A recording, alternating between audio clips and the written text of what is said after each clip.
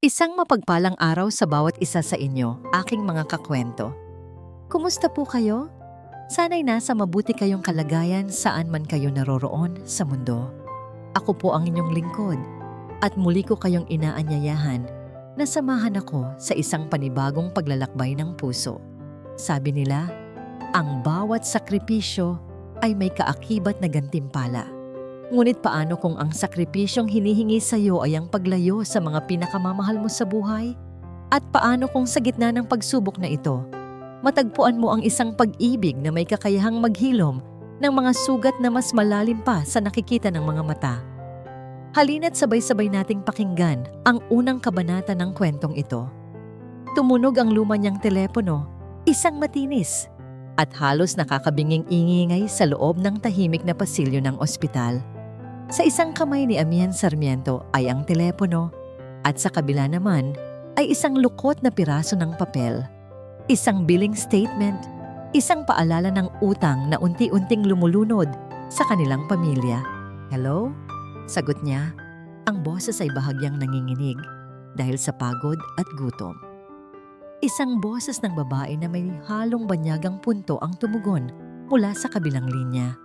Mabilis, professional, at walang emosyon. Ipinaliwanag nito ang isang alok na trabaho sa England, isang pribadong nurse para sa isang pasyenteng comatose.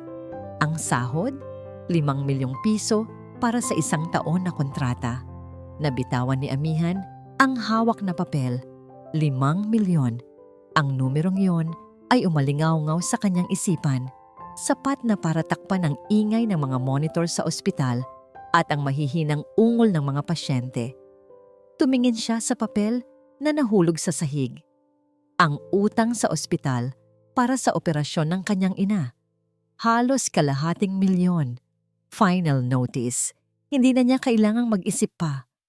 Ang sagot ay kasing linaw ng luhang biglang namuo sa kanyang mga mata. Tinatanggap ko po. Halos pabulong niyang sabi. Ang bawat salita ay tila isang malaking bato na bumara sa kanyang lalamunan. Ang pag-alis ay mas masakit pa sa kanyang inakala. Sa maliit na paliparan ng Iloilo, mahigpit na yakap-yakap ni Amihan ang kanyang 6 na taong gulang na anak. Ang amoy ng hangin na lasang dagat at ang init ng araw sa kanilang balat, ito ang mga bagay na mamimiss niya. Babalik ka. Nay, di ba? Tanong ng kanyang anak. Ang mga mata nito'y puno ng inosenteng pag-aalala. Lumunok si Amihan, pinipigilan ang sariling paghikbi. Hinalikan niya ang noo ng bata. Oo naman anak, babalik si nanay. Magpapakabait ka kay Lola, ha? Ang pangako ay parang kasinungalingan sa sarili niyang pandinig. 1 taon. 1 taon na parang habambuhay. Ang pagdating niya sa England ay isang marahas na paggising. Ang init ng Baryo Masinag ay napalitan ng nanunuot na lamig na tumatagos hanggang sa kanyang mga buto. At ang Dinte Blackwood, ang magiging tahanan at lugar ng trabaho niya, ay tila isang higanteng anino na lumalamon sa lahat ng liwanag. Ang matataas na pader na bato at ang malaking bakal na tarangkahan ay parang isang marangyang kulungan. Sinalubong siya ng isang babaeng nasa mga 50 anyos. Matigas ang mukha, nakapusod ng mahigpit ang kulay abo niyang buhok at ang suot na uniforme ay walang kahit isang lukot. Siya si Madam Matilda Roldan, ang head nurse. Welcome to Blackwood Manor, Miss Sarmiento. Sabi ni Matilda, ang boses ay kasing lamig ng hangin sa labas. Walang ngiti, walang bahid ng anumang init. Dinala siya nito sa isang malawak na pasilyo kung saan ang tanging maririnig ay ang tik-tak ng isang lumang orasan at ang yabag ng kanilang mga paa sa marmol na sahig. May mga patakaran dito, mariing sabi ni Matilda. Una, you will follow my instructions without question. Pangalawa, you will not speak to any member of the Alcantara family unless spoken to. At pangatlo, ang pinakamahalaga sa lahat, huminto sila sa tapat ng isang malaking pintuan na gawa sa dark wood. Ang pasyente ay pasyente lamang, Bawal ang anumang personal na koneksyon. Ang trabaho mo ay siguraduhing gumagana ang kanyang mga vital signs. Maliwanag? Tumango lang si Amihan, hindi magawang magsalita. Binuksan ni Matilda ang pinto. Ang silid ay malawak at napapalibutan ng mga bintanang salamin na mula sahig hanggang kisame, ngunit ang makakapal na kurtina ay nagkakait ng liwanag mula sa labas. Sa gitna ng kwarto, sa isang modernong hospital bed, nakahiga ang isang lalaki. Napigil ni Amihan ang kanyang hininga. Kahit sa gitna ng mga tubo at wire na nakakonekta sa kanyang katawan, ang kagandahan ng lalaki ay hindi maitatanggi. Perpekto ang hubog ng kanyang mukha, makakapal ang mga pilik mata, at ang labi niya'y may bahagyang kulay pa rin. Para siyang isang prinsipeng natutulog mula sa isang fairy tale, kung hindi lang sa walang tigil na tunog ng mga makinang sumusubaybay sa kanyang buhay. Siya si Mr. Silas Alcantara, pagpapakilala ni Matilda. Ang amo mo. Iniwan si Amihan ni Matilda sa loob ng silid. Ang katahimikan ay halos nakakabingi. Binabasag lamang ng ritmikong pag-beep ng heart monitor. Lumapit si Amihan sa kama. Ang puso niya'y kumakabog. Tinitigan niya ang payapang mukha ni Silas. Gaano katagal na siyang ganito? Anong nangyari sa kanya? Lumipas ang mga oras. Sinunod ni Amihan ang lahat ng utos. Sinuri niya ang mga monitor. Inayos ang kumot. Pinalitan ang IV drip. Ginawa niya ang lahat ng may kahusayan ng isang profesional. Ngunit sa loob niya, may isang bagay na sumisigaw. Ang pag-iisa sa silid na ito, ang katahimikan, ang lalaking ito na nasa pagitan ng buhay at kamatayan, lahat ay nagpapabigat sa kanyang dibdib. Nang gumabi, matapos ang huling pag-ikot ni Matilda, naiwan muling mag-isa si Amihan sa tabi ni Silas. Tumingin siya sa bintana sa kadilimang bumabalot sa labas. Naalala niya ang kanyang anak, ang kanyang ina, ang 5 milyong piso. Hindi na niya natiis. Dahan-dahan, hinila niya ang isang upuan palapit sa kama. Umupo siya at tinitigan ang mukha ni Silas. Ang utos ni Matilda ay malinaw. Siya ay isang pasyente, hindi isang tao. Pero habang tinititigan niya ang lalaki, hindi isang pasyente ang nakita niya. Nakita niya ang isang kaluluwang nakakulong. Sa isang iglap ng tapang, o marahil ay dahil sa matinding kalungkutan, sinuway ni Amihan ang pinakamahalagang patakaran. Inabot niya ang kamay ni Silas na malamig at walang buhay. At sa katahimikan ng malawak na silid, isang mahinang bulong ang kumawala sa kanyang mga labi. Hindi ka pasyente lang. Ako si Amihan. Nandito ako para sa'yo.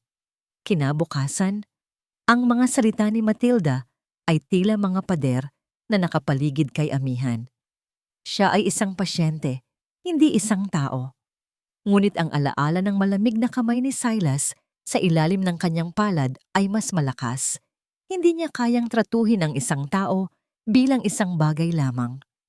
Sa kanyang maliit na bagahe, may dala siyang isang lumang telepono na puno ng mga lumang awitin. Mga kantang kinagisnan niya sa Baryo Masinag. Habang naglilinis ng silid, nang walang paalam, pinatugtog niya ang isang kundiman sa pinakamahinang volume. Ang himig ng maalaala mo kaya ay dahan-dahang gumapang sa hangin. Isang mainit na haplos sa malamig na katahimikan ng kwarto. Nakatayo siya sa tabi ng kama, pinagmamasdan ang bawat pagbabago sa mukha ni Silas. Sa kalagitnaan ng kanta, may napansin siya. Isang bahagyang pagkurap ng mga pilik mata nito. Guni-guni lang ba niya iyon? O isang tunay na reaksyon? Lalapitan na sana niya ito nang biglang bumukas ang pinto. Ano sa tingin mo ang ginagawa mo? Ang boses ni Matilda ay matalas. Parang isang latigo. Mabilis nitong pinatay ang telepono ni Amihan. Sinabi ko sa iyo ang mga patakaran, Mrs. Sarmiento. Ang silid na ito ay dapat manatiling tahimik at sterile. Walang personal na gamit. Walang musika. Pasensya na po, ma'am. Sagot ni Amihan, yumuko. Inakala ko lang po na baka. Huwag kang mag-akala. Putol ni Matilda. Sumunod ka lang. Iyan ang dahilan kung bakit ka binabayaran ng malaki. Mula noon, naging mas maingat si amihan. Hindi na siya nagpatugtog ng musika, ngunit hindi siya tumigil. Sa halip, ginamit niya ang kanyang boses habang pinapalitan niya ang mga benday o sinusuri ang mga monitor. Kinakausap niya si Silas sa mahinang tinig. Ikinukwento niya ang paglubog ng araw sa dalampasigan ng masinag, ang tawa ng kanyang anak habang naglalaro ng habulan, ang alat ng hangin na dumadampi sa kanilang mga mukha. Ang mga kwento niya ay puno ng buhay, isang matinding kaibahan sa halos walang buhay na silid na yon. Ang pakikipag-usap kay Silas ay naging paraan na rin para mabawasan ang sarili niyang kalungkutan. Sa paggawa nito, ang lalaking natutulog ay hindi na lang isang pasyente. Siya ay naging isang kaibigan, isang lihim na tagapakinig. Isang hapon, inutusan siya ni Matilda na mag-ayos at magpunas ng alikabok sa malawak na library ng mansyon. Ang silid ay amoy luma at tuyong papel. Libo-libong libro ang nakahanay sa matataas na estante na gawa sa kahoy. Habang nagpupunas, isang libro ang nakaagaw ng kanyang pansin. Iba ito sa lahat. Nakasukusok ito ng bahagya at ang takip ay medyo nakaangat. Dahil sa kuryosidad, hinila niya ito. Ngunit sa halip na isang libro, isa pala itong huwad na takip. Sa likod nito ay isang maliit at nakatagong espasyo sa pader. At sa loob, may isang maliit na kahon na gawa sa kahoy na narra. Simple ngunit elegante. Nilibot niya ang kanyang paningin. Tiniyak niyang walang nakatingin. Dahan-dahan, kinuha niya ang kahon at binuksan ito. Ang laman nito ay mga sulat. Mga sulat kamay na nakatali ng isang kupas na pulang ribon. Ang papel ay bahagyang naninilaw na at ang tinta ay medyo kumupas na rin. Kinuha niya ang nasa pinakaibabaw. Sa aking minamahal na Silas, basa niya sa sulat. Ang pangalan sa dulo ay Luna. Si Luna Valerio, ang yumaong kasintahan ni Silas. Ito ba ang mga sulat niya? Pakiramdam ni amihan ay para siyang isang magnanakaw, isang nanghihimasok sa isang sagradong alaala. Isa sa uli na sana niya ito nang biglang may bumagsak na isang maliit na larawan mula sa isa sa mga sobre. Pinulot niya ito. Isang larawan ni Silas at ng isang napakagandang babae na may mahabang itim na buhok at mga matang puno ng saya. Magkayakap sila sa isang hardin at si Silas ay nakangiti. Isang nangiting hindi pa nakikita ni amihan. Isang ngiting nagbibigay buhay sa buo niyang mukha. Hindi niya napigilan ang sarili. Kailangan niyang malaman kung anong uri ng pag-ibig ang nagbigay buhay sa ngiting iyon. Itinago niya ang kahon sa ilalim ng kanyang uniforme at bumalik sa silid ni Silas. Nang gabing iyon, matapos ang huling pag-iikot ni Matilda, umupo muli si amihan sa tabi ng kama. Kinuha niya ang unang sulat. Ang kanyang mga kamay ay bahagyang nanginginig. Silas, bulong niya, para sa'yo ito, mula kay Luna. At nagsimula siyang magbasa. Ang boses niya ay mahina sa simula, puno ng pag-aalinlangan. Ngunit habang binabasa niya ang mga salita ni Luna, ang kanyang boses ay nagkaroon ng damdamin. Ang mga sulat ay puno ng pagmamahal, mga pangarap para sa kanilang hinaharap, at mga lihim na biro na sila lang ang nakakaintindi. Ngunit sa ilalim ng lahat ng tamis, mayroong isang pahiwatig ng takot, isang pakiramdam ng pangamba na hindi maintindihan ni amihan. Yang pag-ibig natin ay isang paraiso, Silas. Basa ni amihan sa isang bahagi ng sulat. Ngunit minsan, pakiramdam ko ay may mga halimaw na nag-aabang sa labas ng mga pader nito. Nagpatuloy siya sa pagbabasa. Malapit nang matapos ang sulat. Ibabalik na sana niya ito sa sobre nang may mapansin siyang karagdagang sulat sa pinakailalim ng pahina. Isinulat ng mabilis at tila nanginginig ang kamay na nagsulat nito. Isang postscript. P.S. Basa ni amihan. Ang kanyang boses ay halos isang pabulong na lang. Mahal ko, may anino sa likod ni Rafael. Mag-ingat ka. Biglang tumigil sa pagtibok ang puso ni Amihan. Rafael, ang nakababatang kapatid ni Silas, isang anino. Tumingin siya mula sa sulat patungo sa payapang mukha ni Silas. Ang katahimikan sa silid ay biglang napuno ng isang bagong uri ng tensyon. Hindi na ito simpleng kalungkutan. Ito ay misteryo. Ito ay panganib.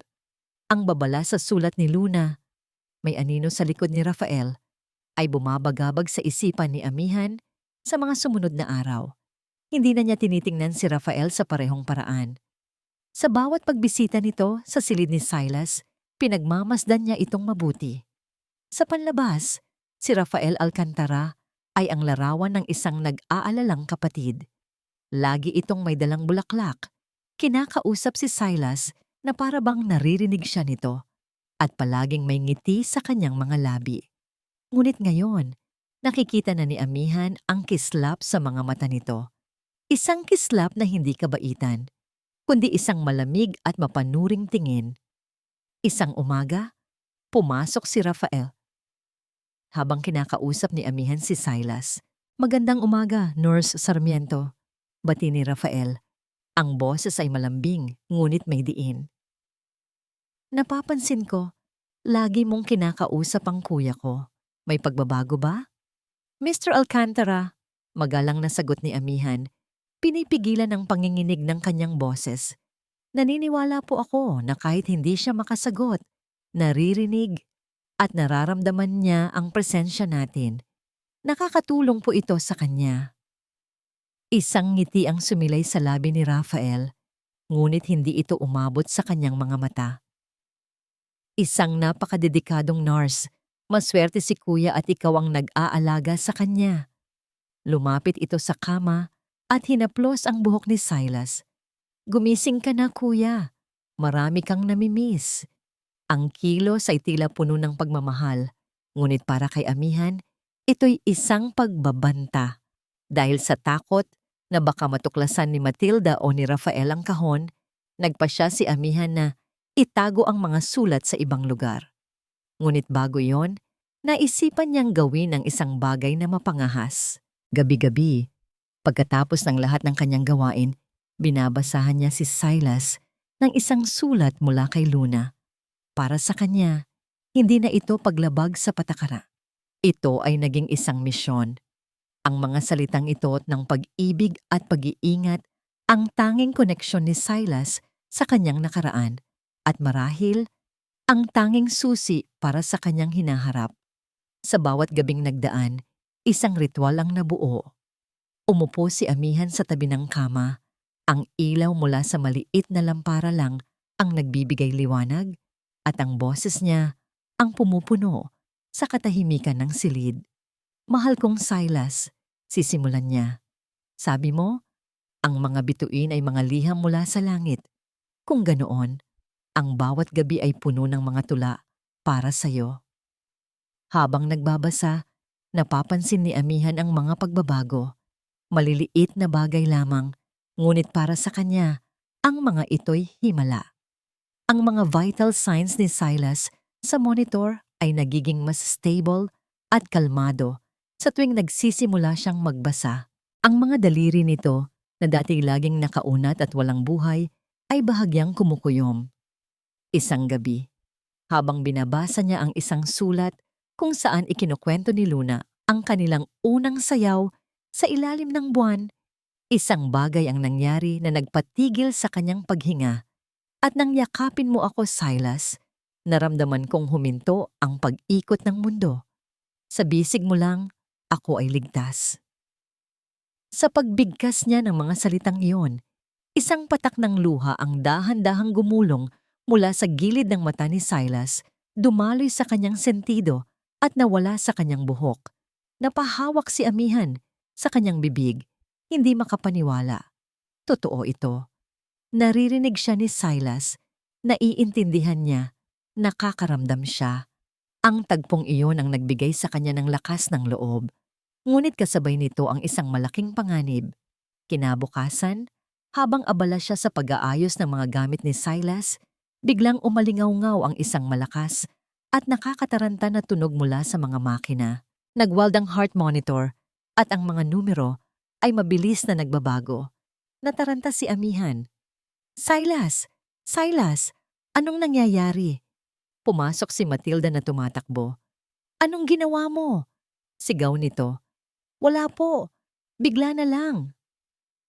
Sinimulan ni Matilda na suriin ang mga aparato, ngunit walang anumang pagbabago sa kalagayan ni Silas. Tila nagkakaroon ito ng isang masamang panaginip, isang night terror. Ang kanyang katawan ay nanatiling hindi gumagalaw, ngunit ang kanyang mga vital signs ay nagpapakita ng matinding pagkabalisa. Sa gitna ng kaguluhan, isang ideya ang pumasok sa isip ni Amihan. Hinawakan niya ang kamay ni Silas. Malamig ito at bahagyang nanginginig. Idinikit niya ang kanyang labi sa tainga nito at bumulong. Silas, ako to, si Amihan. Ligtas ka, nandito ako.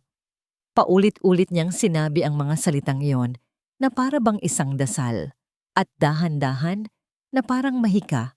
Ang mga ingay mula sa makina ay nagsimulang huminahon. Ang tibok ng puso ni Silas ay bumalik sa normal. Ang lahat ay muling naging tahimik. Nakatitig lang si Matilda sa kanya. Ang mga mata nito ay pinaghalong pagtataka at hinala. Nang gabing iyon, pagod na pagod si Amihan. Ang insidente kanina ay nag-iwan sa kanya ng takot, ngunit pati na rin ng isang matibay na pag-asa. Kinuha niya ang huling sulat na hindi pa niya nababasa. Naupo siya sa kanyang pwesto.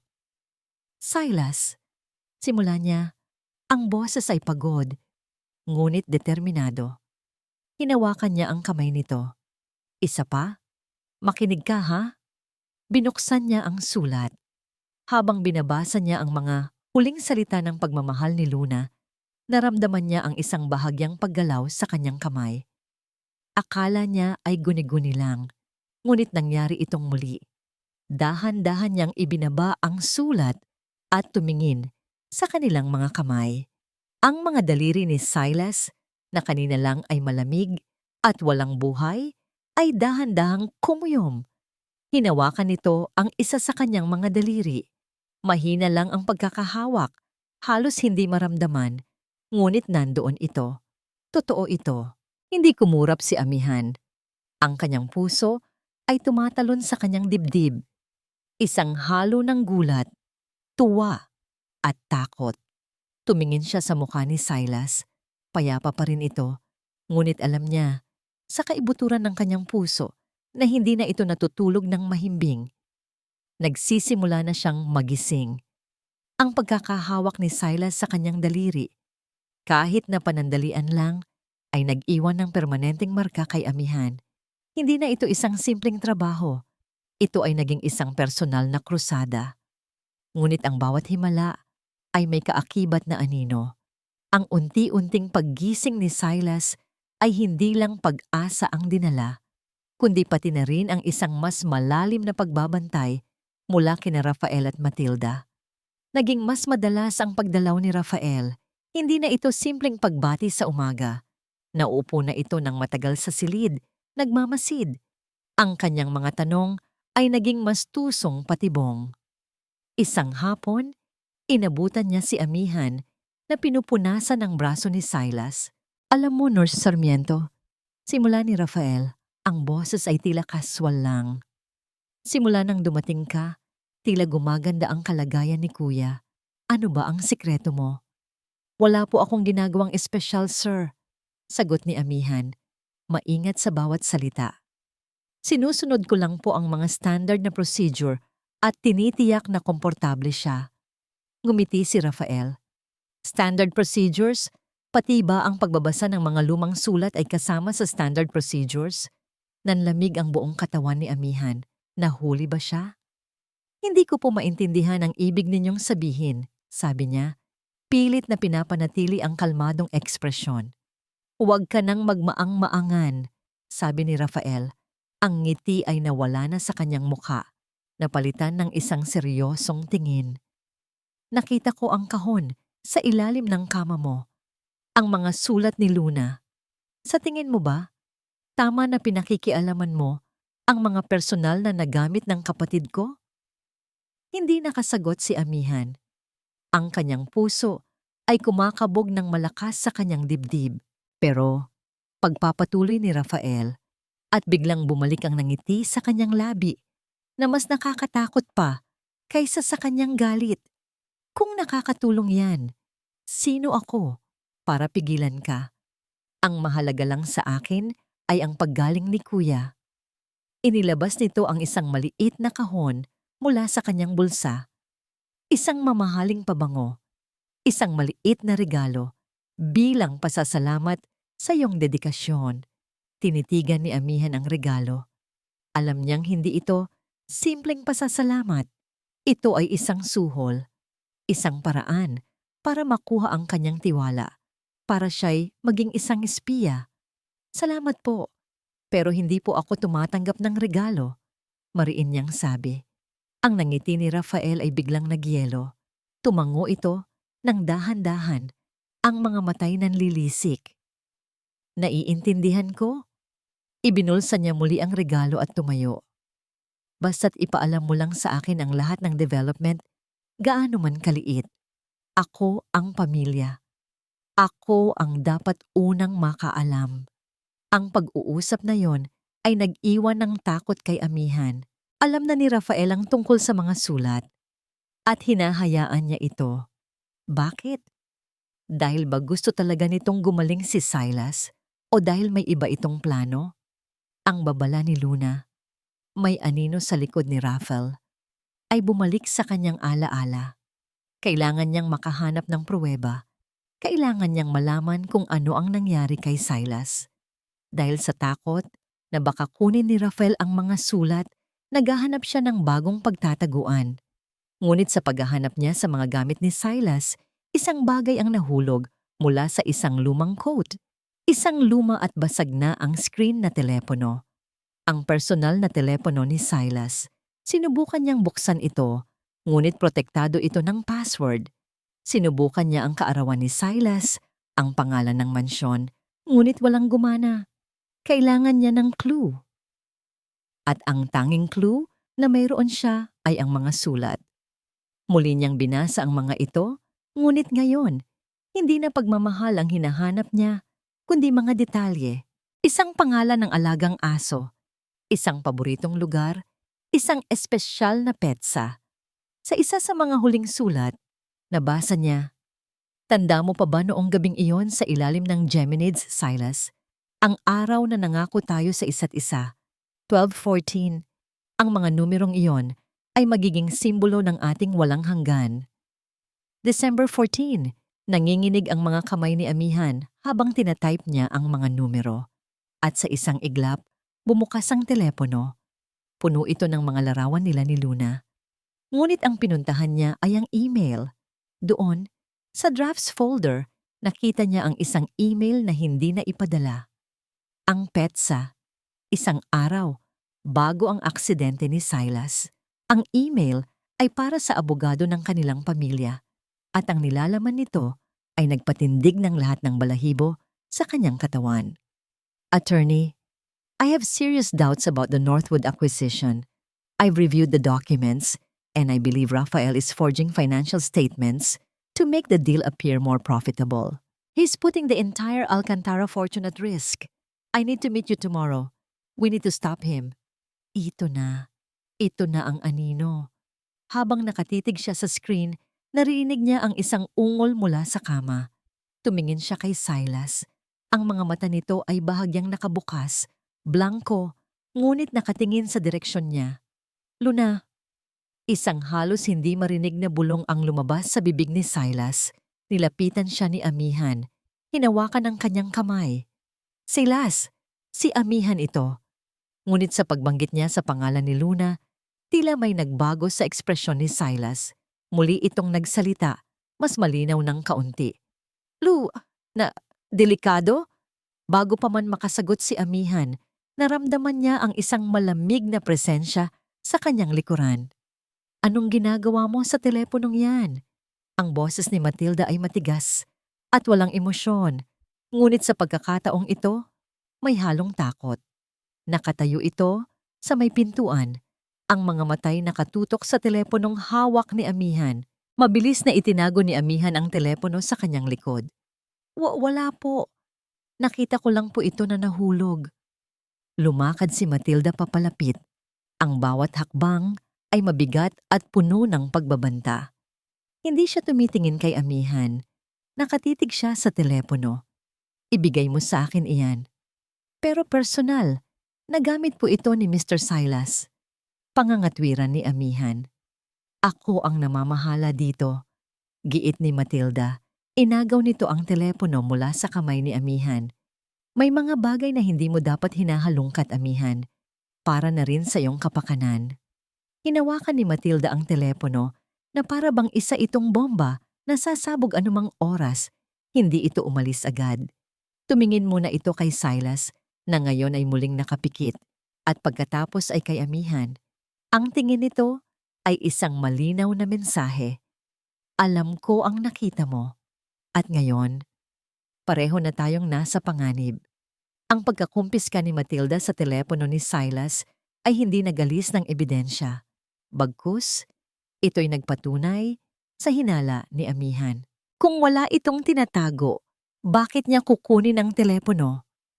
Ang takot sa mga mata ni Matilda ay mas malakas pa kaysa sa anumang salita. Ngayon, sigurado na si Amihan. Ang aksidente ni Silas ay hindi aksidente.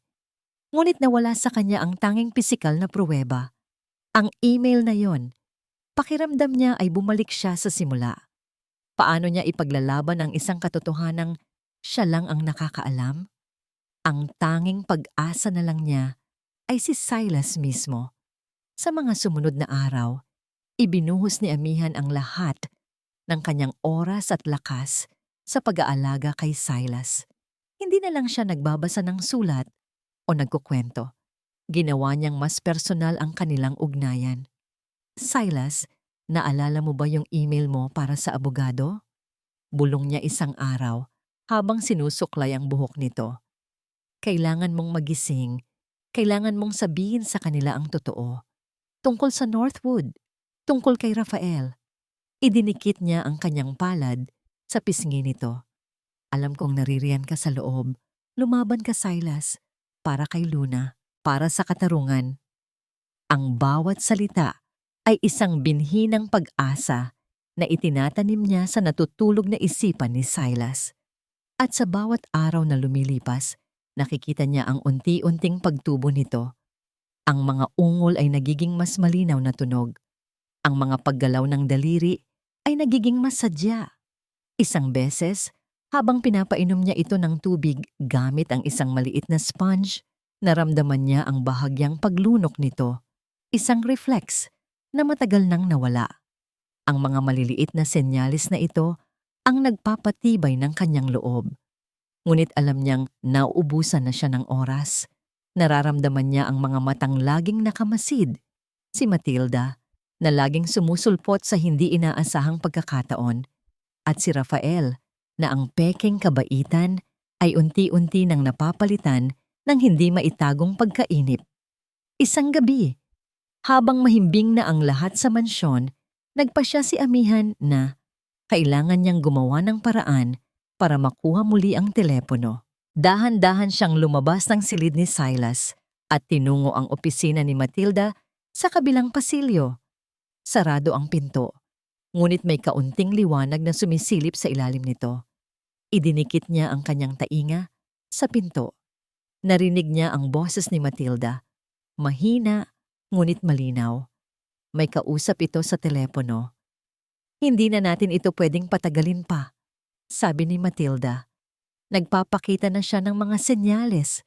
Oo, alam ko. Pero si Rafael, masyado siyang nagiging pabaya. Kailangan nating kumilos bago pa mahuli ang lahat. Isang sandali ng katahimikan. Gagawin ko ang dapat gawin, sabi ni Matilda bago ibaba ang telepono. Kinilabutan si Amihan. Anong ibig sabihin ni Matilda na gagawin ang dapat gawin? Bumalik siya agad sa silid ni Silas Ang puso niya'y puno ng pangamba. Ano man ang plano nila, malapit na itong mangyari. Naupo siya sa tabi ni Silas, ang isip ay gulong-gulo. Napatingin siya sa mukha nito, na ngayon ay tila mas may kulay na, hindi na kasing putla ng dati. Hinawakan niya ang kamay nito, mahigpit. Silas, pakiusap niya. Ang boses ay basag. Parang awa mo na. Kailangan na kitang marinig. Kahit isang salita lang, isang senyales na naiintindihan mo ako. Iniisip niya ang lahat ng kanilang pinagdaanan, ang mga lihim sa sulat, ang takot sa mga mata ni Rafael, ang banta sa boses ni Matilda. Lahat ng emosyon na yon, ang kanyang pag-aalala, ang kanyang takot, ang kanyang determinasyon, ay ibinuhos niya sa pagkakahawak sa kamay ni Silas. At noon nangyari ang himala. Ang mga mata ni Silas Alcantara na matagal nang nakapikit ay dahan-dahang nagbukas. Sa simula, ang mga ito'y malabo at walang direksyon. Ngunit pagkatapos ng ilang segundo, dahan-dahan itong lumingon at tumitig ng diretso sa kanya. Napigil ni Amihan ang kanyang paghinga. Ang kulay abong mga mata nito ay puno ng pagkalito. Ngunit meron ding isang kislap ng pagkilala. Binuksan ni Silas ang kanyang bibig. Walang tunog na lumabas sa simula. Isang pagsubok lamang ng mga kalamnan na matagal nang hindi nagagamit. Sinubukan niya muli. Isang garalgal na tunog, isang hiningang may kasamang salita. Ang tunog ay mahina, halos hangin lang. Dalawang pantig. Ang unang dalawang pantig ng kanyang pangalan. Napatakip si Amihan sa kanyang bibig. Ang mga luha ng tagumpay at ginhawa ay biglang bumuhos mula sa kanyang mga mata. Matapos ang lahat ng paghihirap. Sa wakas. Oo, Silas, sabi niya habang umiiyak. Ako to, si Amihan. Nais niyang yakapin ito, ngunit ang kagalakan niya ay biglang naputol. Sa gilid ng kanyang paningin, may napansin siyang isang anino sa may pintuan. Dahan-dahan siyang lumingon. Nakatayo doon si Rafael. Hindi niya alam kung gaano na ito katagal na nanonood. Ang kanyang mukha ay walang emosyon, isang blangkong maskara. Ngunit ang kanyang mga mata ay nagsasabi ng ibang kwento. Ang mga ito'y nanlalamig, puno ng kalkulasyon, at isang galit na hindi maitago. Naglakad ito papasok sa silid. Ang bawat hakbang ay mabagal at sinadya. Mukhang may progress tayo, Nurse Sarmiento, sabi ni Rafael. Ang boses ay kalmado, ngunit may nakatagong lamig. Huminto ito sa paanan ng kama. Ang tingin ay nagpapalipat-lipat mula kay Amihan patungo sa kapatid nitong ngayon ay gising na. Or should I say, isang malamig na ngiti ang sumilay sa kanyang mga labi.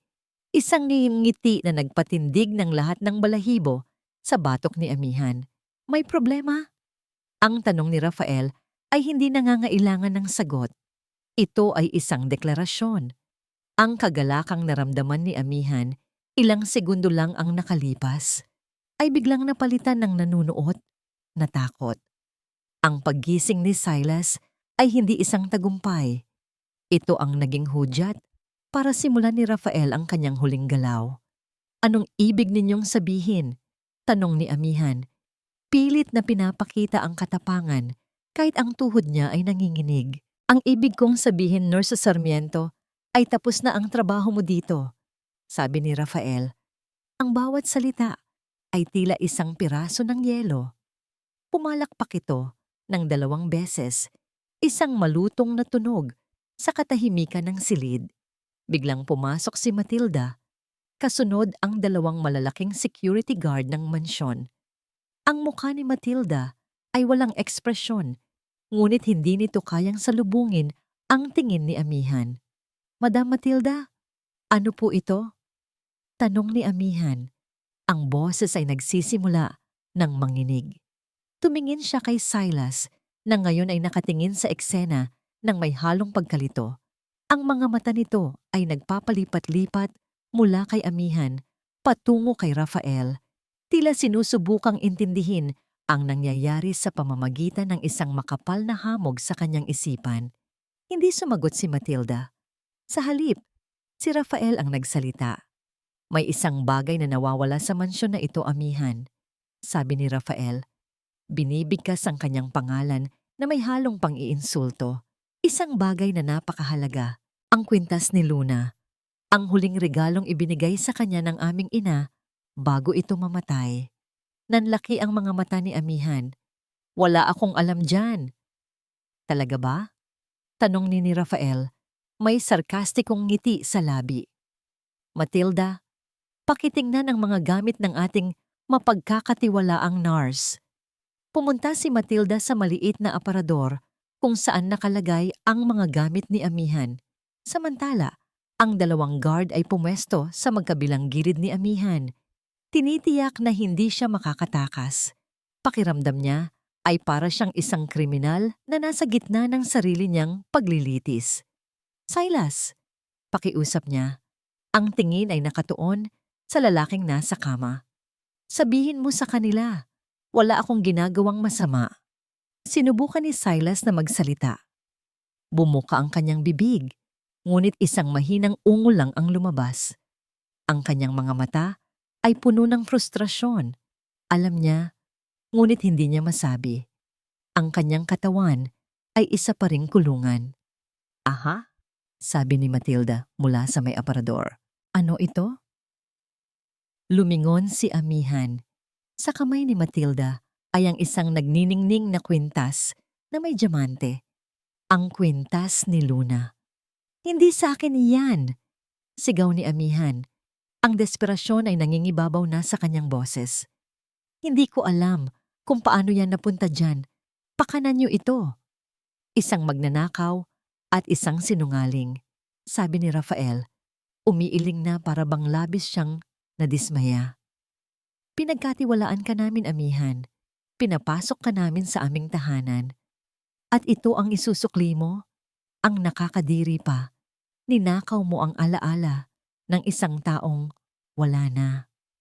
Hindi totoo yan. Umiiyak na, sabi ni amihan. Rafael, alam mo ang totoo. Ginagawa mo ito dahil natatakot ka, dahil magigising na si Silas. Ang pagbanggit sa katotohanan ay tila isang sampal kay Rafael. Isang kislap ng purong galit ang dumaan sa kanyang mga mata bago ito muling napalitan ng isang kalmadong maskara. Kunin niyo na siya. Utos niya sa mga guard. Ilabas niyo siya sa pamamahay ko. Hinawakan ng mga guard ang braso ni amihan. Nagpumiglas siya. Ang kanyang buong katawan ay lumalaban. Ang kanyang mga mata ay hindi bumibitaw kay Silas. Silas, huwag kang maniniwala sa kanila. Pakiusap. Silas. Ang pangalan niya sa bibig ni amihan ay tila isang kidlat na gumising sa isang bahagi ng isipan ni Silas. Sa huling pagsisikap, sinubukan niyang bumangon. Ang kanyang mga braso ay nanginginig, ngunit nagawa niyang iangat ng bahagya ang kanyang ulo mula sa unan. Ang salita ay mas malinaw ngayon. Puno ng pag-aalala. Ngunit huli na ang lahat. Kinaladkad ng mga guard si amihan palabas ng silid. Narinig niya ang tunog ng mga monitor ni Silas na muling umalingaw-ngaw. Isang senyales ng biglaang pagkabalisa. Ang huling imaheng nakita niya bago isara ang pinto ay ang mukha ni Rafael. Nakatayo sa tabi ng kama ng kanyang kapatid na may isang nangiti ng ganap na tagumpay. Kinaladkad siya pababa sa malawak na hagdanan, sa marmol na sahig kung saan una siyang tinanggap, at palabas sa malaking pinto. Ang malamig na hangin ng gabi ay sumalubong sa kanya, kasabay ng mahinang pag-ulan. Itinulak siya ng mga guard palabas ng tarangkahan. Pumagsak siya sa basang damuhan. Ang kanyang uniforme ay naputikan. Ang kanyang puso ay durog. At huwag ka nang magtangkang bumalik pa, sabi ng isang guard bago isara ng malakas ang bakal na tarangkahan. Ang tunog ay isang pinal na hatol. Naiwan si amihan sa labas, sa gitna ng ulan. Wala siyang pera, wala siyang pasaporte na naiwan sa loob. Wala siyang kahit ano. Tumingala siya sa malaking mansyon. Mula sa bintana ng silid ni Silas, Sa ikalawang palapag, nakita niya ang isang anino. Si Rafael. Nakatayo ito doon, nakatingin sa kanya mula sa malayo. Dahan-ahan, umiling ito. 1 kilos ng pang-uuyam. Sa sandaling iyon, naintindihan ni Amihan. Ito ang plano mula pa sa simula.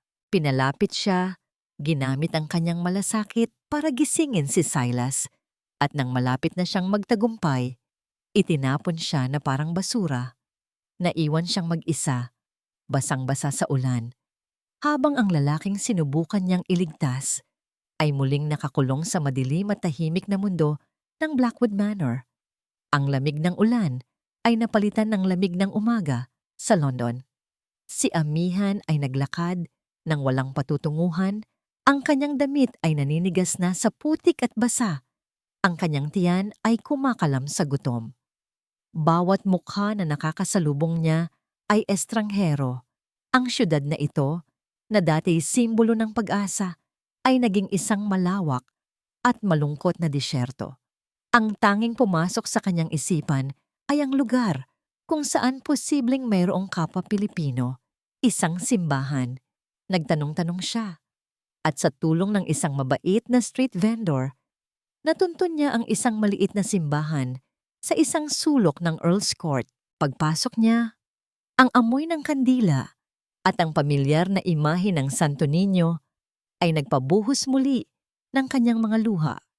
Isang matandang pari ang lumapit sa kanya at sa wakas, sa harap ng isang taong nakakaintindi ng kanyang wika at pinanggalingan, ibinuhos niya ang lahat, hindi ang tungkol sa panganib at konspirasyon, kundi ang simpleng katotohanan na siya'y isang nurse na nawalan ng trabaho at pasaporte.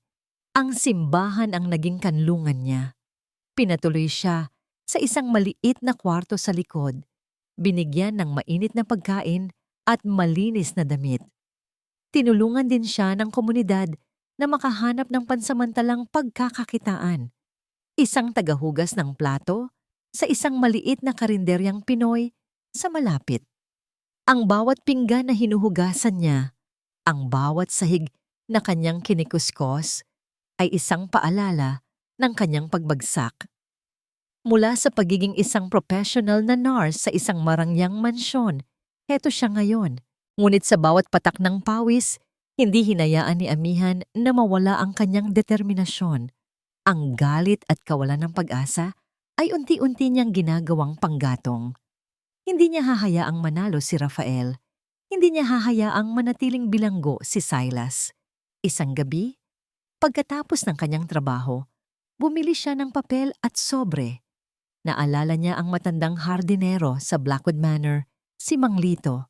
Isang beses, nagkasabay sila sa hardin at ibinahagi nito ang litrato ng kanyang mga apo sa Pilipinas. Nakita ni Amihan ang kabaitan sa mga mata nito, isang taong hindi nabibili ng pera ng mga alkantara. Sumulat siya. Maingat ang bawat salita.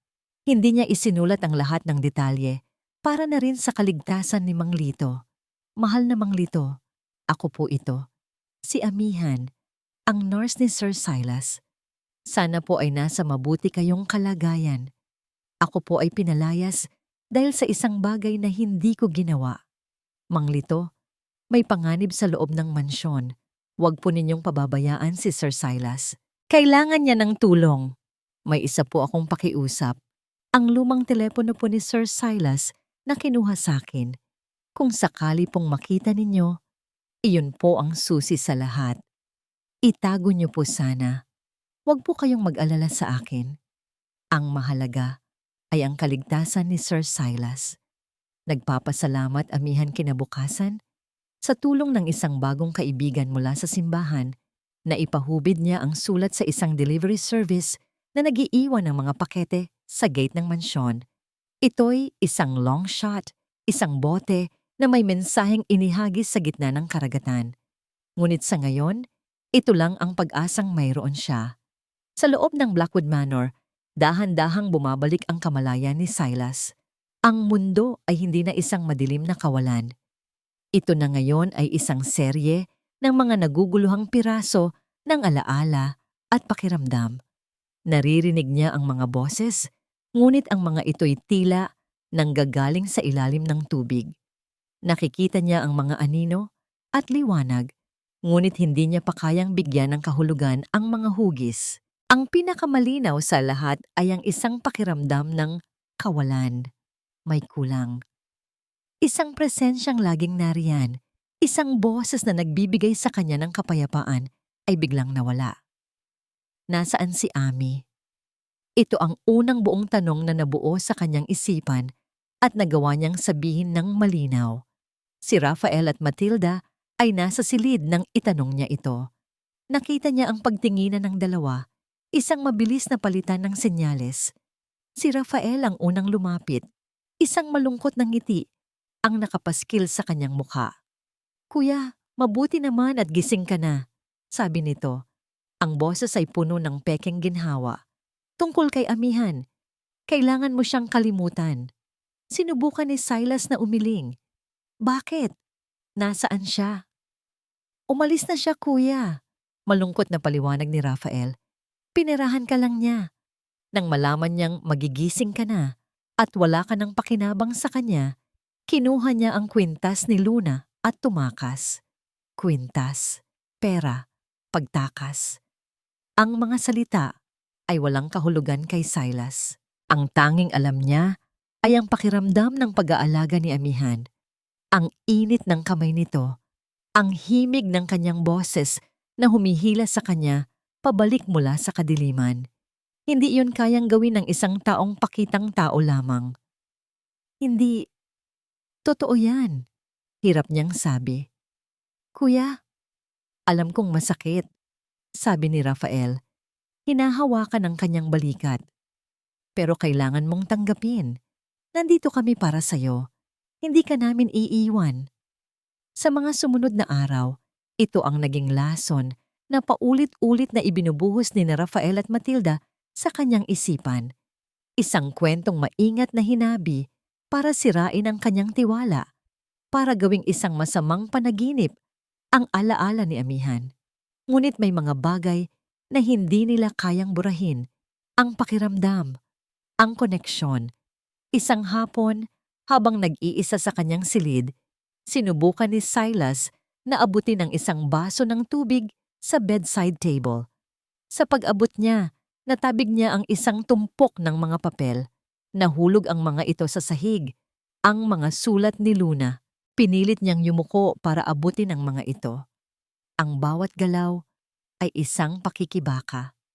Nang makuha niya ang isang piraso, napansin niya ang isang bagay na hindi niya napansin noon. Sa gilid ng pahina, may mga maliliit na sulat kamay gamit ang lapis, mga nota. Bakit siya natatakot dito? Basa niya sa tabi ng isang pangungusap ni Luna tungkol kay Rafael.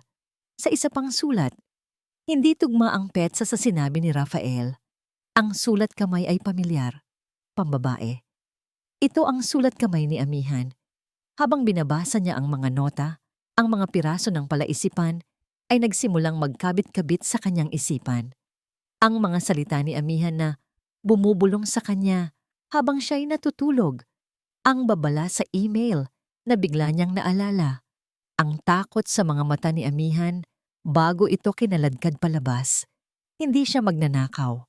Siya ay isang tagapag-ingat. Hindi siya tumakas. Siya ay pinalayas. Ang kwento ni Rafael ay isang malaking kasinungalingan. Sa sandaling iyon, ang hamog sa kanyang isipan ay nawala. Napalitan ito ng isang nagliliyab na apoy ng galit at determinasyon. Tumingin siya sa bintana, sa matataas na pader na nakapalibot sa Blackwood Manor.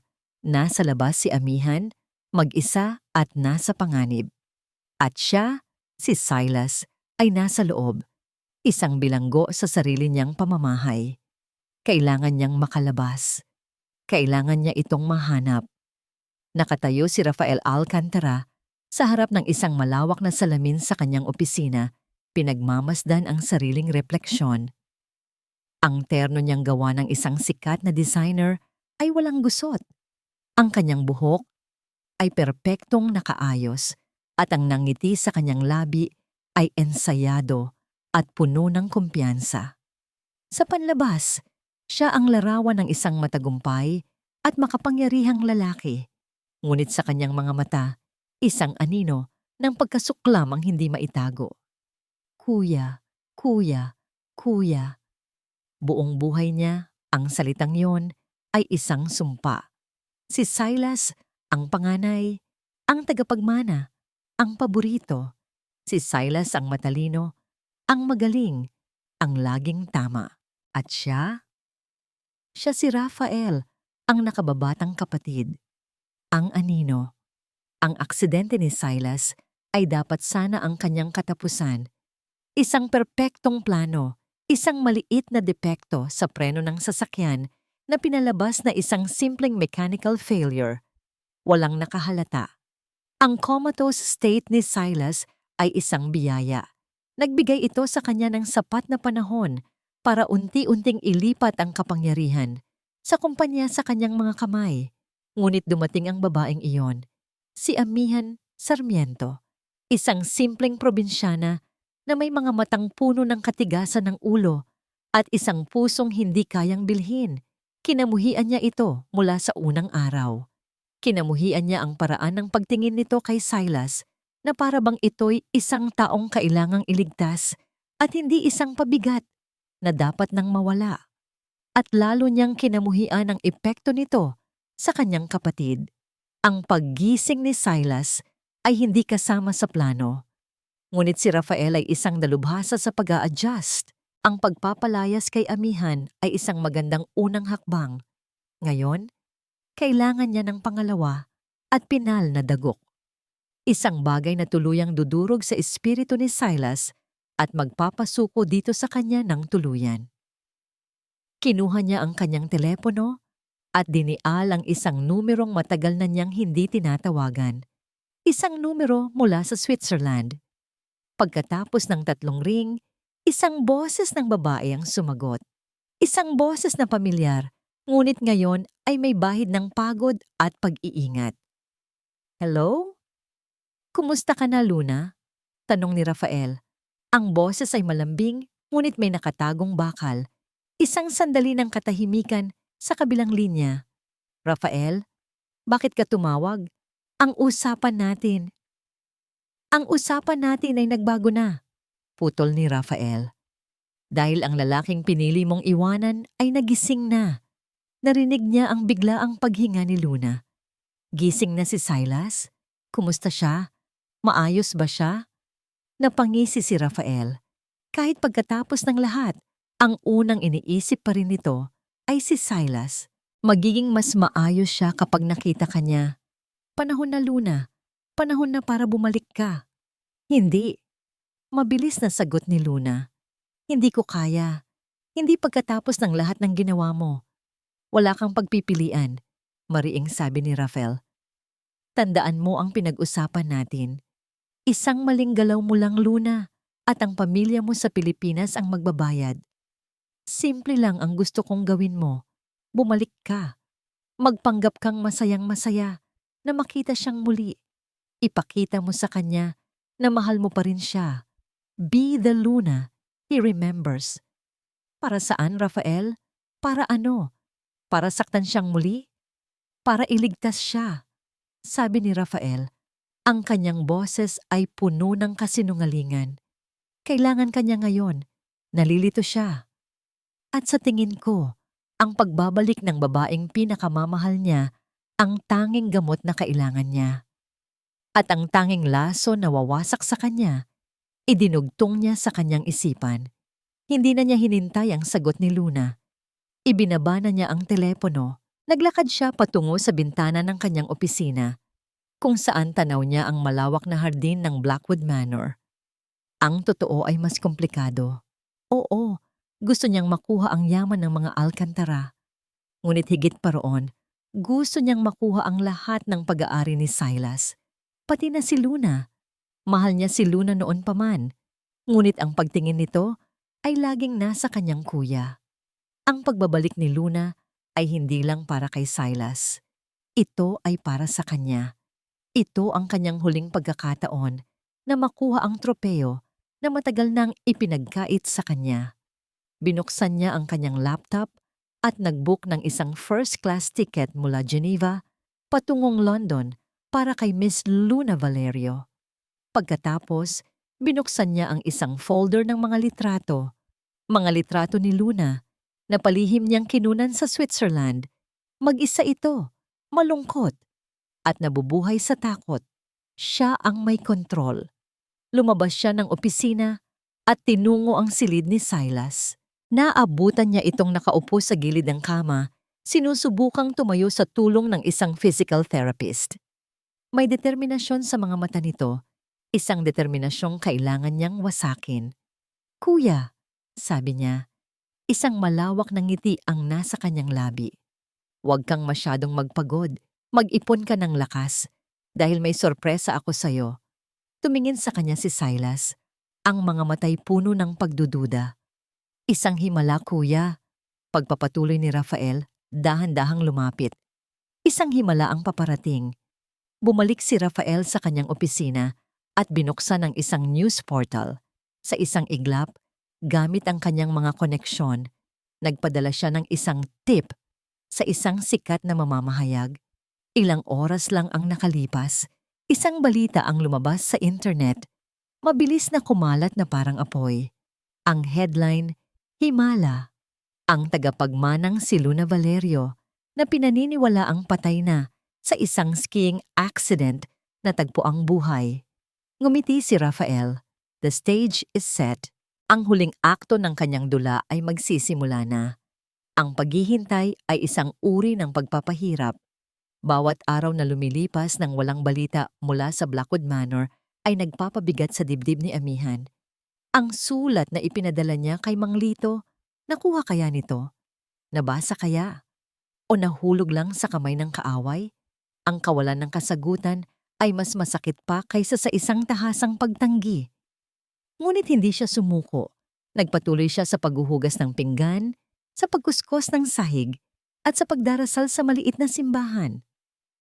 Ang bawat sentimong kinikita niya ay iniipon niya, hindi para sa sarili, kundi para sa isang pangarap na tila napakalayo, ang makahanap ng paraan para makauwi sa Pilipinas sa kanyang anak.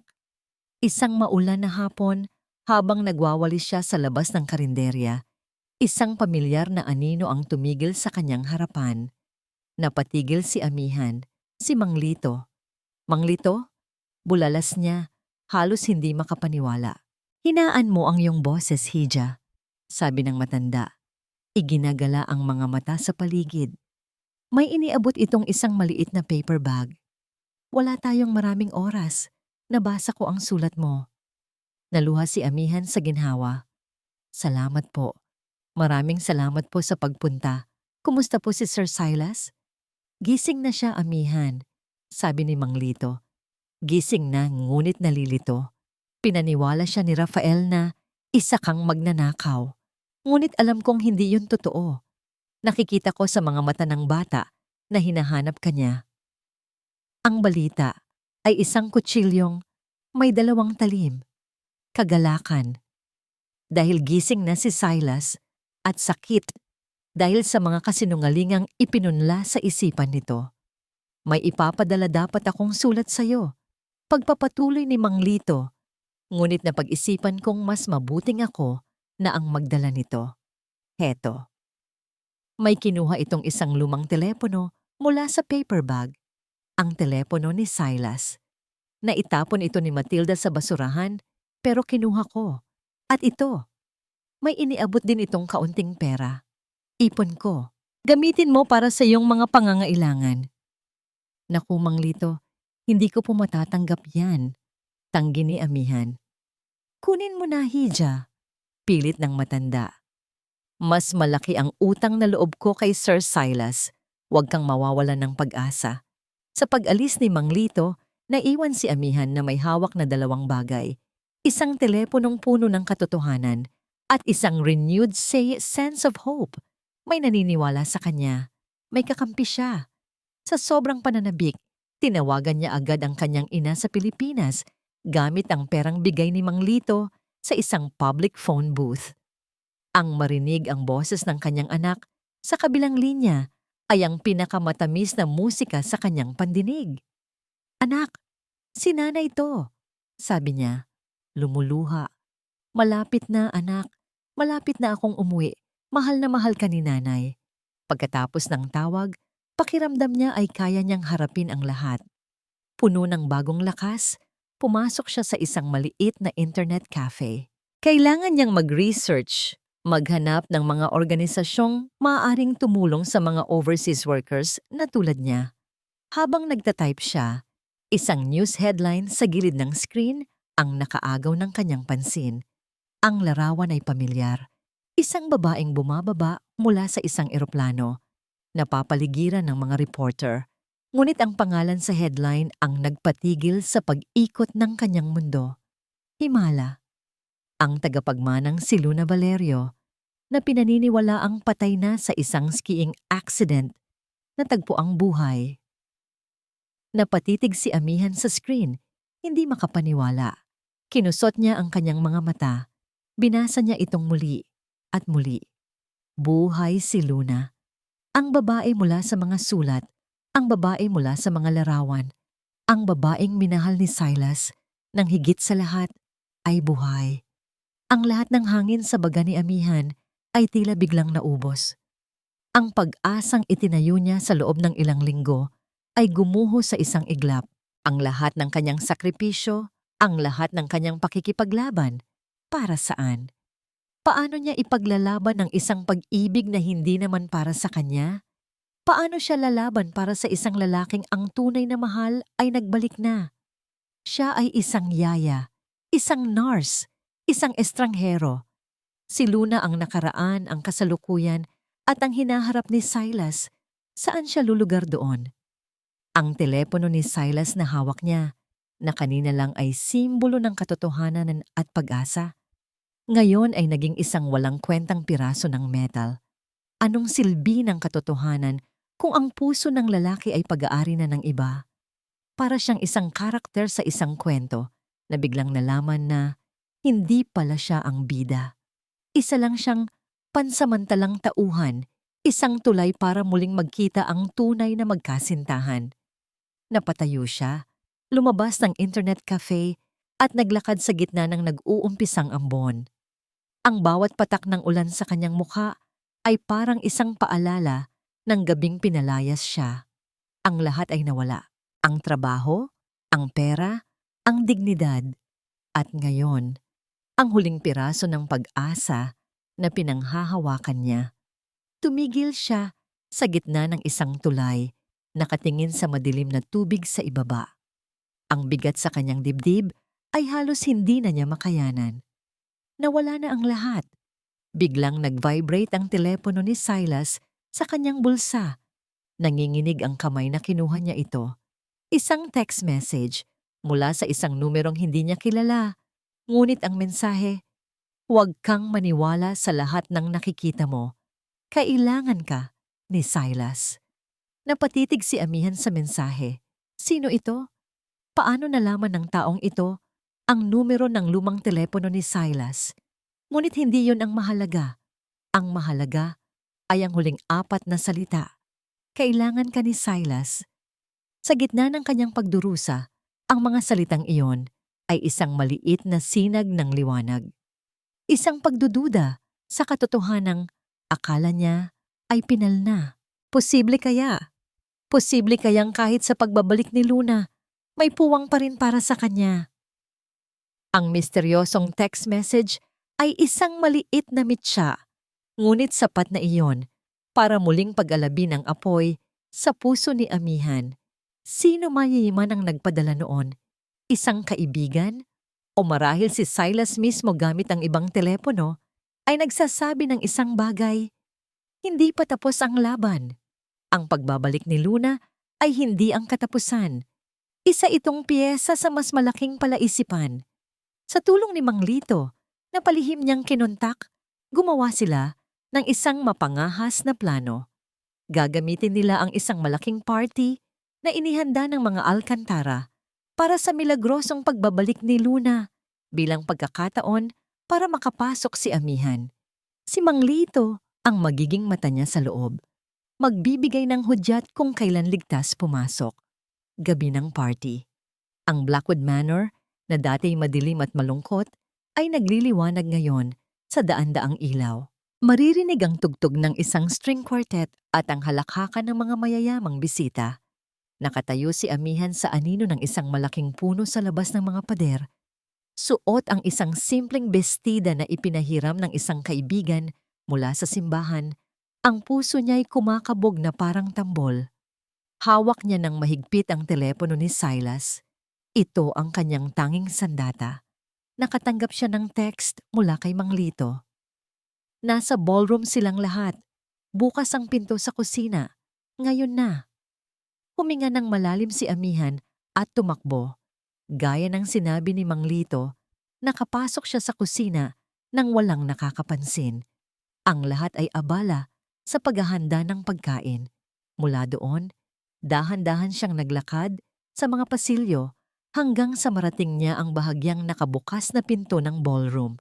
Sumilip siya sa loob.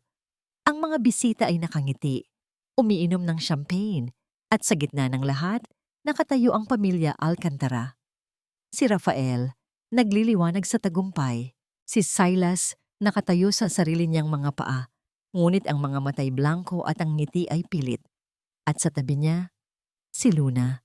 Si Luna Valerio ay kasing ganda ng nasa mga larawan, ngunit ang nangiti sa kanyang mga labi ay hindi umabot sa kanyang mga mata. Ang kanyang mga mata ay puno ng takot. At sa tuwing titingin siya kay Rafael, bahagya siyang nanginginig. Iyon ang kailangan makita ni Amihan. Hindi ito isang masayang pagkikita. Ito ay isang palabas. Huminga siya ng malalim, itinulak ang pinto at pumasok. Ang kanyang pagpasok ay nagpatigil sa lahat. Ang musika ay huminto. Ang mga usapan ay natigil. Ang lahat ng mga mata ay napunta sa kanya. Isang simpleng babae na walang karapatang mapunta sa lugar na yon. "Sino ka?" tanong ng isang bisita. "Isang magnanakaw," sagot ni Rafael. Ang boses ay puno ng kamandag. "Guards! Paano nakapasok ang babaeng ito? Ilabas siya!" 2 guard ang nagsimulang lumapit kay Amihan, ngunit isang boses ang pumigil sa kanila. "Wag!" Ang sigaw ay nagmula kay Silas. Mahina, ngunit puno ng awtoridad. Lahat ay napatingin sa kanya. Ito ang unang pagkakataon na nagsalita siya ng may ganitong bagsik simula ng magising. Naglakad siya papalapit kay Amihan. Ang kanyang mga mata ay puno ng naguguluhang emosyon. "Amihan, anong ginagawa mo dito?" tanong niya. "Nandito ako para sabihin ang totoo." "Silas," sabi ni Amihan. Ang boses ay nanginginig ngunit matatag. Itinaas niya ang telepono. "Ang katotohanang sinubukan nilang itago sa'yo."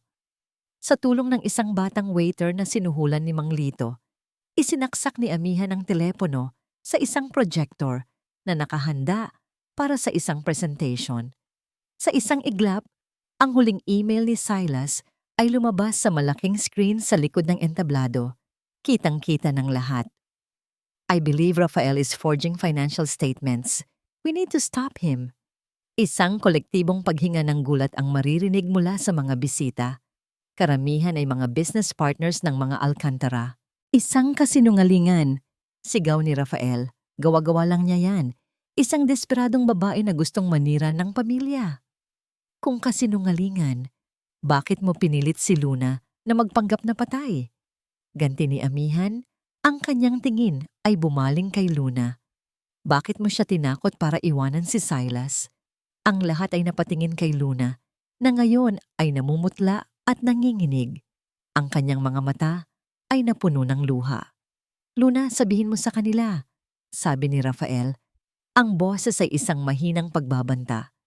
"Sabihin mong kasinungalingan ang lahat ng yan." Tumingin si Luna kay Silas. Ang mga mata nito'y puno ng pagsisisi at sakit. At pagkatapos, tumingin siya sa kapatid nito. "Hindi ko na kaya, Rafael." Humikbi siya. "Hindi ko na kayang magsinungaling." Humarap siya sa lahat. "Totoo ang sinasabi niya," sabi ni Luna. Ang boses ay basag. Tinakot ako ni Rafael. Sinabi niya na kung hindi ko iiwanan si Silas at magtatago, sasaktan niya ang pamilya ko sa Pilipinas.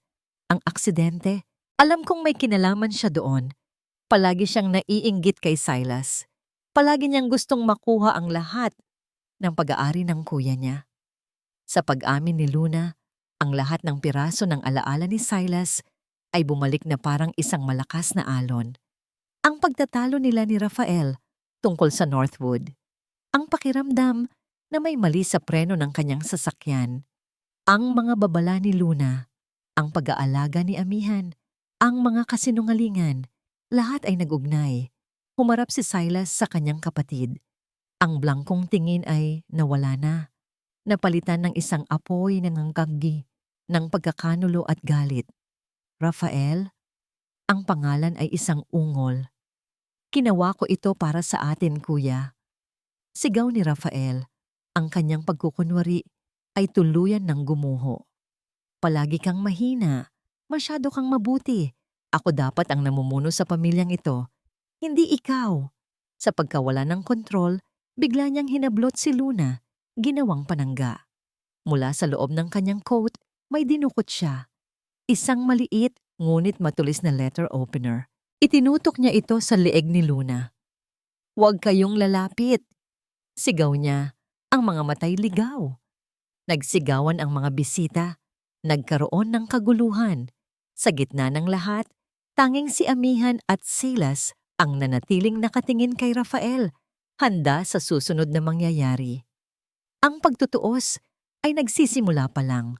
Ang sigawan ng mga bisita at ang desperadong mukha ni Rafael ay tila naganap sa ilalim ng tubig para kay Silas. Ang tanging malinaw sa kanya ay ang takot sa mga mata ni Luna at ang matatag na presensya ni Amihan sa kanyang tabi.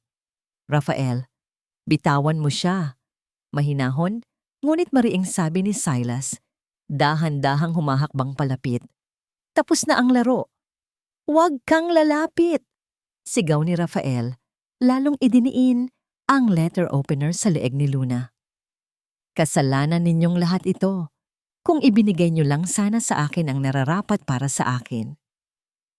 Sa gitna ng kaguluhan, dumating ang mga security guard na sinundan ng mga pulis na tinawagan na pala ng isang bisita. Nang makita ni Rafael na wala na siyang matatakasan, ang kanyang katapangan ay naging desperasyon. Itinulak niya si Luna papalayo, patungo kay Silas, at sinubukang tumakbo patungo sa kabilang pinto. Ngunit huli na, madali siyang napalibutan at napusasan ng mga pulis. Habang dinadala si Rafael palabas, ang mga mata nila ni Silas ay nagtagpo sa huling pagkakataon. Walang pagsisisi sa mga mata ng kanyang kapatid. Tanging galit at pagkasuklam, iyon ang mas masakit para kay Silas kaysa sa anumang sugat. Ang pamilyang akala niya'y mayroon siya ay isa palang ilusyon. Nang mahuli na si Rafael, isa pang tao ang sumuko, si Matilda. Lumapit ito sa mga pulis. Ang muka ay blanko. Kasabwat niya ako. Mahinang pag-amin nito. "Alam ko ang lahat. Ginawa ko ito dahil sa utang na loob ko sa kanilang ama. Patawad." Ang pag-amin ni Matilda ay hindi na nakagulat kay Silas. Ang lahat ay mga basag na piraso ng isang magandang larawan na hindi na kailanman mabubuo. Nang makaalis na ang mga pulis at unti-unting nagsialisan ang mga usyosong bisita, ang malawak na ballroom ay napuno ng isang nakabibinging katahimikan. Naiwan silang tatlo, si Silas, si Luna at si Amihan, sa gitna ng mga basyo ng champagne at nagkalat na pagkain, mga simbolo ng isang selebrasyong naging isang trahedya. Si Luna ang unang bumasag sa katahimikan. Lumapit ito kay Silas, ang mga matay puno pa rin ng luha. "Silas, patawarin mo ako," sabi niya. "Dapat ay naging mas matapang ako. Dapat ay lumaban ako para sa'yo, para sa atin." Tinitigan ni Silas si Luna, ang babaeng minahal niya ng sobra, ang babaeng pinangarap niyang makasama habang buhay.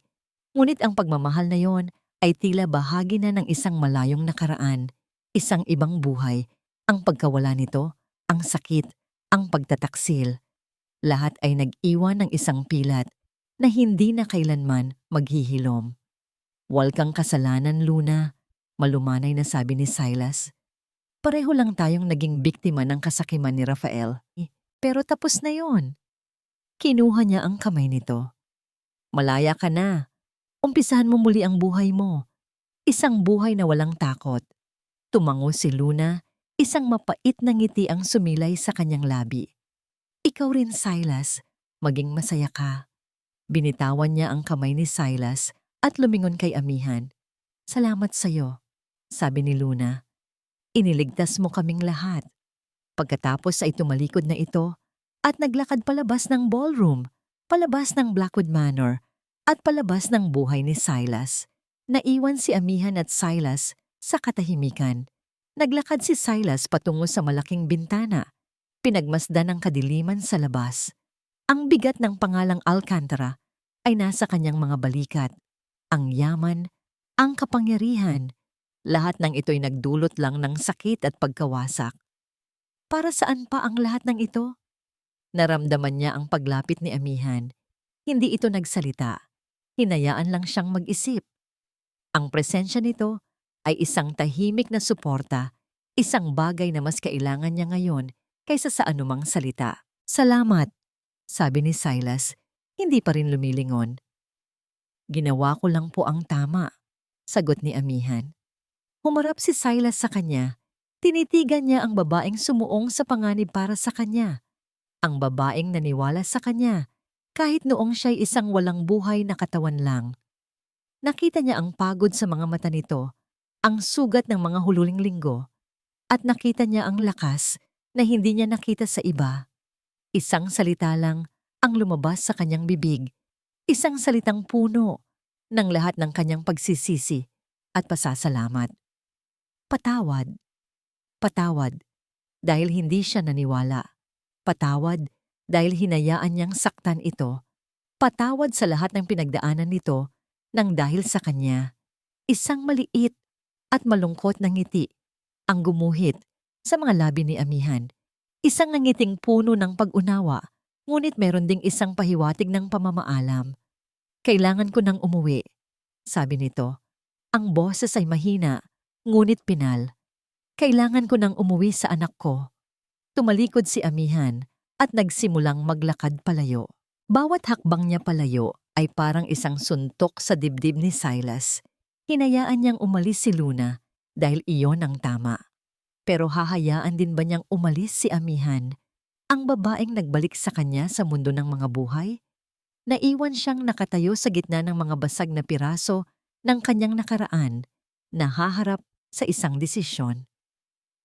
Hahayaan ba niyang ang kinabukasan niya ay maging kasing wasak ng kanyang nakaraan, o hahanapin niya ang kaisa-isang taong may kakayahang tumulong sa kanyang buuin itong muli? 6 na buwan ang lumipas. Ang malamig at maulang panahon ng London ay napalitan na muli ng mainit na yakap ng araw sa Baryo Masinag. Para kay amihan, ang pagbabalik sa Iloilo ay pagbabalik sa kanyang sarili. Ang kumpanya ng mga Alcantara, sa utos ni Silas, ay ibinigay sa kanya ang buong 5 milyong piso na nasa kontrata, kasama ang isang malaking danyos perwisyos. Ngunit hindi ang pera ang naghilom sa kanya. Ang naghilom sa kanya ay ang tawa ng kanyang anak, ang mga yakap ng kanyang ina na ngayon ay malusog na, at ang payapang tunog ng mga alon sa dalampasigan. Ginamit niya ang isang bahagi ng pera para magtayo ng isang maliit na klinika sa kanilang baryo, isang libreng serbisyo para sa mga mangingisda at kanilang pamilya. Ito ang kanyang paraan ng pasasalamat. Dito, siya ay si Nurse Amy, hindi isang bayani o biktima, kundi isang simpleng manggagamot na naglilingkod sa kanyang komunidad. Isang hapon, habang papalubog ang araw at nagkukulay kahel ang kalangitan, magkahawak kamay silang naglalakad ng kanyang anak sa dalampasigan.